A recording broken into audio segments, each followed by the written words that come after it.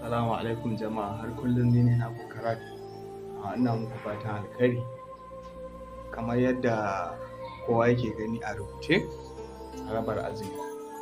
So akwai abubuwa da dama wanda na kawo su a wani bidiyo da ne, amma za a amfani da wannan damar in takaice abubuwan a wannan bidiyon. Kamar yadda kowa yake gani a wannan allon, abubuwa ne daga 1 zuwa 7 wanda za mu yi magana su. Amma kafin nan zan yi amfani da wannan dama muhimmancin azumi.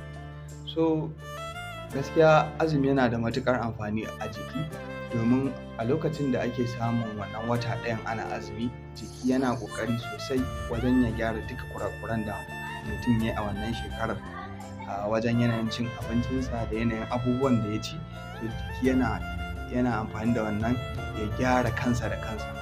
Don haka ba tare da na ja da yawa ba, azumi yana taimakawa wajen wanke jiki gaba ɗayansa, samu lafiya sosai, domin da azumi ana ƙarancin cututtuka da sauransu, saboda dama yawancin cututtukan yanayin cin abincinmu ne da sauransu.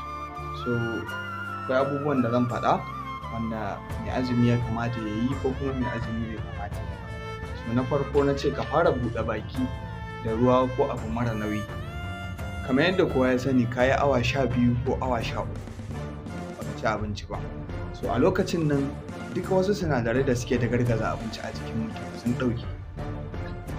So lokacin da zaka sha ruwa ko aka sha ruwa, jikin naka yana son abin da yake mara nauyi, saboda idan ka ci abu mai nauyi, wannan sinadaran da za su da gargaza abu mai nauyi ba sa nan, sai a hankali za su dawo aiki. To an fi so ka ci mara nauyi, domin su dama wajen dagargaza su ba a samun wahala sosai.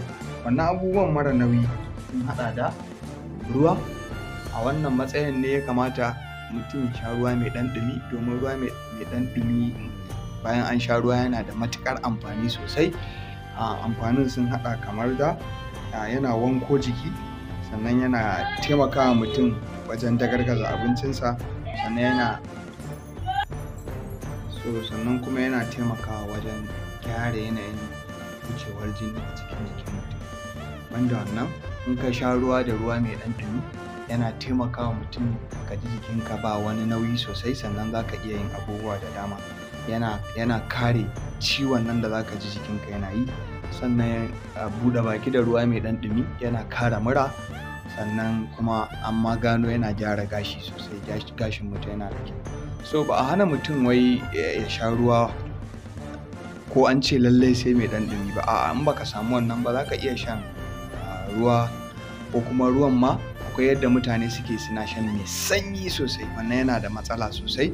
An fi so ma idan za ka sha to ka ɗan sirka shi, ya dai zama dai ɗan sanyin ba shi da yawa, domin a lokacin da jikinka ya yi awa 13 ko 12 ba tare da ka ci abinci ko ka sha ruwa ba, kuma ka ɗauko ruwa mai sanyin gaske ka sha, hakan yana da matuƙar illa sosai, domin zai tsuke jijiyoyin jininka.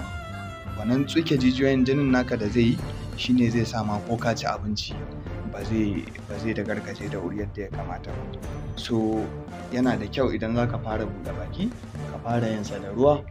Abubuwan da kuma za ka iya ci wanda ba su da nauyi sun kama da abin da ake cewa dabino, ko kuma kayan alatu irin su lemo, abarba, kankana da sauransu, ko kayan ganyayyaki musamman irin su alayyahu, irin su zogale, irin su kabeji da dai sauransu.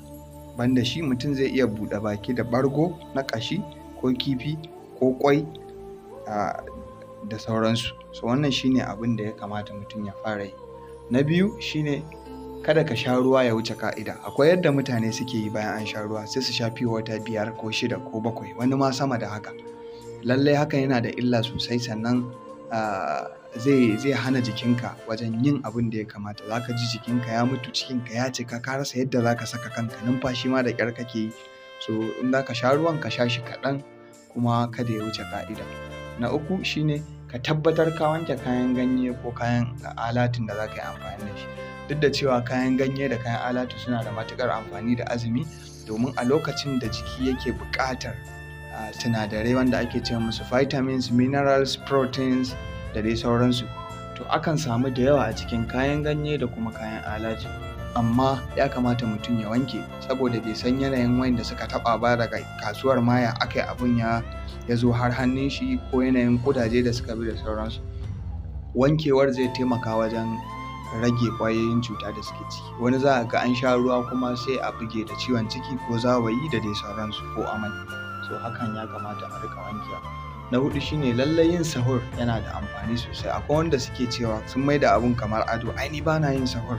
A'a, a kimiyance yin sahur yana da matuƙar amfani, domin wannan abincin da zaka ci da sahur shine zai taimaka wa jikinka ya bashi cikakken karsashi, ko abin da ake cewa a turanci energy, wanda zai kai jikin har zuwa lokacin da za a sha ruwa. Ka samu ka ci ko yaya abu yake domin ka yi sahur da shi. Akwai abinciccika kala-kala wanda mutum zai iya yin sahur da su, wanda shi ma sahur ɗin ba a so mutum ya da abincin da bai kamata ba, domin haka yana jawo matsala, kamar irin su ƙwai, kifi, ko kaza, ko kayan alatu, ko kayan ganyayyaki, ko gyaɗa, ko madara, ko yogurt, ko shinkafa, ko dabino, ko ruwa. Duk irin wayannan abubuwan mutum zai iya sahur da su, ba wai matsala ba ne. So na biyar shine ka kula da tsami ko maiko idan kana da ulcer. A wannan lokacin azumi masu ulcer da yawa suna samun wannan matsalar. So in zaka kula da yanayin maikon da kake ci, ko kuma abu mai tsami da kake ci lokacin, insha Allah za a samu sauƙin tashin wannan ulcer ta. Sannan kai ma mai ulcer ya kamata ka rinka yin sahur. Kada ka ce wai ai kai jarumi ne ba za ka dinga yi ba, ko ke jaruma ce ba ke sahur. So abu na shida, kada ka yi buɗe baki da kayan shaye-shaye. Lallai kowa ma ya san hakan na da matsala, domin jikinka ya ɗauki kusan rabin awa, rabin rana, ma'ana awa 12 ko 13 bai ci komai ba. Don haka bai kamata ka fara da kayan shaye-shaye kowane iri ba. Akwai wanda za ka ga ana kiran sallah suna fara shan sigari, ko wiwi, ko ƙwaya, ko magani, ko da dai sauransu. Gaskiya wannan ma bai dace ba. Sannan kada bayan ka sha ruwa ka fita motsa jiki da ya wuce ka'ida. Da yanzu an mai da shi abin burgewa, ana shan ruwa bayan an yi sallar isha, sai ka ga mutane sun zo sun saka takalma sun fita motsa jiki, bayan duk gajiyar da jikinka ya tara a wannan ranar, kuma ka zo ka sa takalma ka fita motsa jiki. Me kake so ka nuna a jikinka kenan? Gaskiya akwai matsala, zai iya jawo a samu matsala da ake cewa accumulation of lactic acid a jikin mutum. Ko wani abu da yake zuwa ya taru a jikin naman mutum, shi ake kira lactic acid. Haka yana da matuƙar illa. Ba a hana ka motsa jiki ba, amma ka yi shi sama-sama, domin idan ka je kana yin mai yawa, hakan na da matuƙar illa da lafiyarka. So abu na ƙarshe da zan rufe shi ne, akwai wanda za a ga ana buɗe baki, ko kuma za a yi sahur suna yi da lemukan nan masu gas. Ya kamata su kula sosai, domin wannan ma yana da matuƙar illa. Sannan akwai abin da ake cewa artificial sweeteners, wanda za a ga ana haɗa lemo da su a gida. Su ma mutane ya kamata idan za a sha a kula da yanayin shan su, kada a riƙa sha sosai, domin haka yana da illa da lafiya sosai. So da wa'innan nake wa kowa fatan Allah ya karɓi ibadunmu, Allah ya sa mu dace, kuma ya ƙara mana lafiya. Har kullum naku Karat. Na gode, sai anjima.